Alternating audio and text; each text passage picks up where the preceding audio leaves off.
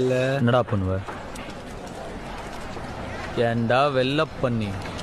எந்த வேலையும் செய்யாம தகுதியான படிப்பும் இல்லாம உங்க அப்பா பணக்காரங்கிற ஒரே காரணத்தினால நோகாம நேரா முதலாளி சீட்ல உக்காந்த உனக்கே இவ்வளோ திமிர் இருக்கே.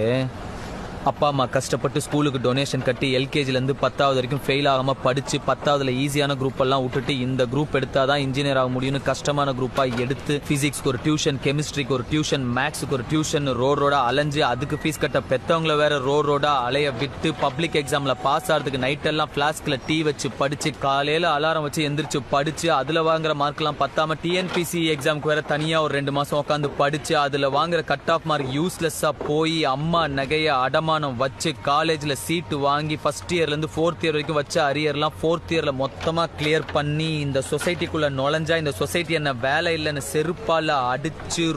ரோடா வேலை தேடி அலைஞ்சு 3 வருஷம் 4 வருஷம்